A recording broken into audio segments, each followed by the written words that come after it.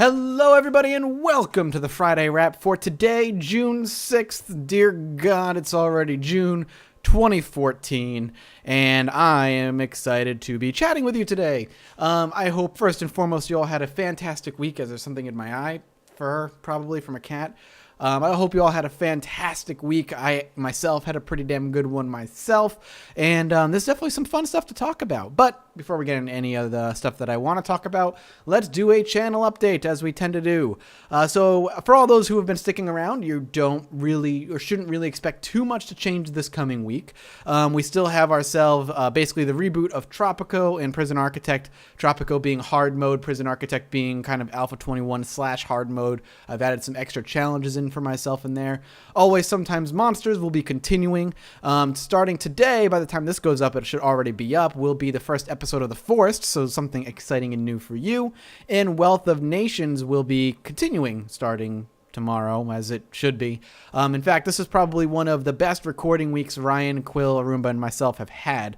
A lot of really interesting stuff, both politically and trade and war. Just a lot of stuff happened this week from all of our ends. So if that's something you guys are into, if it's a series you guys watched, you should be very excited for it. There is a lot of good stuff coming down the line for that. And of course, the dipping in and out of both Project Zomboid and Don't Starve will continue, as I have been doing it. Not really going to be changing too much as far as that schedule is concerned. But other than that, outside of maybe some Judge Mathises that I have lined up, which includes Wild Star, there's not much else as far as new stuff is coming. As summer kind of rolls in, we're looking at the drought of new games, both indie and AAA. So there's not going to be a whole lot to cover for a little while, at least until I think one game I'm looking forward to comes out, but not until like August, September, things start to pick up again. And then you're looking at October, November. We're looking at the big release of all the games. So this summer, you know, I'll do what I can to keep things new. I will do everything I can to keep things new and exciting, whether that means bringing back old stuff or just playing stuff that I probably should have played before. We'll see how it ends up going. But either way, definitely some good stuff coming down the line for the channel. Now, one of the main topic I actually wanted to end up talking about today, and I apologize. I need to trim this beard so bad. It's so long, it's getting itchy. But the main thing I wanted to talk about today was MMOs in general. If you are aware, I did do a first impressions of WildStar. It's the first 19 or so levels and about 19 hours put into the game itself between my main and like the 2 or 3 other alts that I've created so far. And MMOs have been something that I've loved for a very, very long time for one reason or another. And the WildStar video in particular has actually generated a lot of discussion about MMOs, which is good.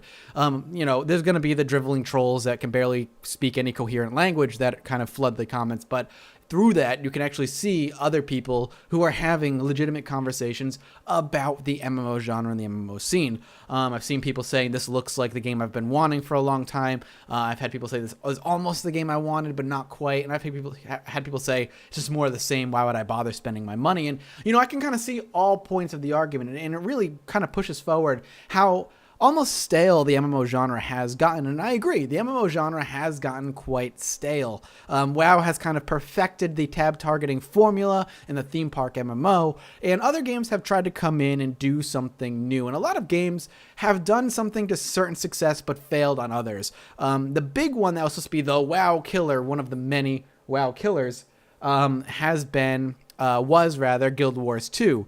Unfortunately, Guild Wars 2 for me was a very big disappointment. Now, the good thing about Guild Wars 2 is it's free to play after an initial purchase, and you don't have to worry about it anymore. You don't pay for it anymore. But the reason Guild Wars 2 for me as an MMO fan was very disappointing was the whole PvE aspect was incredibly underdeveloped. Now, Guild Wars 1 was the same way. It was in a super underdeveloped PvE system where the PvP system was phenomenal. And the same thing holds true for Guild Wars 2, albeit to a little bit lesser of a degree.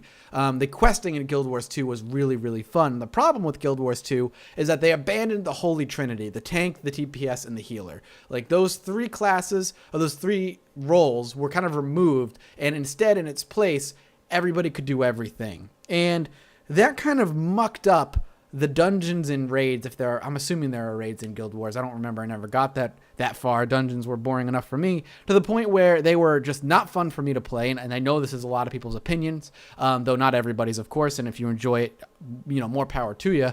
But for me, the lack of Holy Trinity really, really made that dungeon experience and that raiding experience messy and chaotic. So there's a lot of just hectic stuff going on that really kind of turned me off from the game. And I kind of went back to WoW after that for a little bit. And then Star Wars came along, which people were super excited about. They were talking about bringing this fourth pillar to the MMO scene, which was the story, right? Where you make an impact on the world. And unfortunately, that kind of fell apart as you realized the story didn't really change the world. And though the story was really good, the other aspects of the game, though good, were not good enough or as good as something like World of Warcraft. For instance, one of the big problems right at the launch of Star Wars was the idea that you had to go to the dungeon itself to queue up for it. You could not do a group finder and then just quest while you queued up for a dungeon and then go do that dungeon. I'm assuming that's been rectified, and I'm pretty sure it was rectified and implemented very, very quickly after the game came out, because people were complaining. But I do remember that the whole idea of choosing your path through the dungeons, there was obviously very quickly it became what's best, what's worse, so that whole idea of choosing it, made it difficult. At the same time, too, when you're just wanting to dungeon grind, because for me, I love dungeon grinding. I love the idea of dungeons and getting better at them. The cutscenes, the dialogue options, the choices just slowed it all down to a crawl. And after you've done that dungeon 3 or 4 times, the story of it gets lost and forgettable, and it just feels too tried. Because you just, you're not there for the story. You've already done it 3,000 or 4,000 times. How many times is my ship going to get attacked by the rebels before, it's permanently saved? That idea kind of fell apart at the end too. And the end game content just was kind of lacking. There was not a lot of end game content.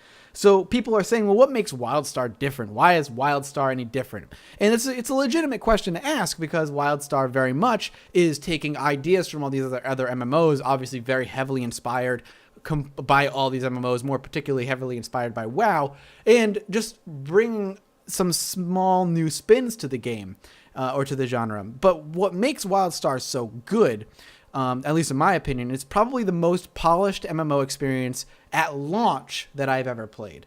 There were queue problems, excuse me as I hiccup, because there were way too many players than they expected.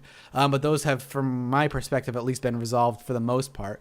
But as far as game-breaking bugs, I've heard very little, though I know there are people that still experience them, just as people experience game-breaking bugs and most MMO launches, but it's been pretty minimal. But the thing that's incredibly promising for the game is how much content there is already. So the thing is that they did is they ended up delaying the game like over a year before they released. They pushed it back by a huge amount. And in that year, outside of polishing the game to a goddamn T, they actually have a year and a half worth of post-game content already done to be released into WildStar. So that there's already going to be that I apologize, I'm missing my mic a little bit here. There's already going to be a ton of extra content on top of the raids, plural, that are already in the game. And for those people who enjoy that hardcore raiding experience, it's there for them. For those people who just enjoy a dungeon experience, it's there for them. For those people who don't enjoy the dungeon experience because it's too difficult in a WildStar or it takes too much time to learn, they have you covered there too, because there's adventures, which are smaller, shorter, half an hour to 45 minutes, really no failure state dungeons. Just when you die, another path is taken. All these things and all this content in the game really makes for probably the most polished launch game I've seen in years, in absolute bar none years. And I'm really excited for it because I really loved World of Warcraft in its Wrath of the Lich King era, when dungeon grinding was something I could do because I loved it. When raiding was something that was still pretty hardcore, so I had the option of doing but didn't really do. And where there are so much other things I could do, but loot wasn't just handed to me, it was still earned. If I wanted loot from a particular boss, I needed to do that dungeon. I didn't get loot like an epic from doing a quest or whatever. So that aspect, that Wrath of the Lich King era WoW, feels like what WildStar is aiming for. And I've said that a bunch, and I still feel like that's true. And is it stale, I think, is the question that I initially asked. And I guess the answer is it depends on who you are. Does it feel a little bit too tired rather? too overdone. Yeah, there are definitely aspects of it that I'm like, all right, I've done this so many times for years, I don't want to do it anymore. But there's more in that game that I'm enjoying than I'm not enjoying, to the point where I'm looking forward to still playing it pretty much every single night. That being said, I am still ready for the next step in MMOs where things are different. And as of right now, the main one that looks like it's trying to push things forward is EverQuest Next.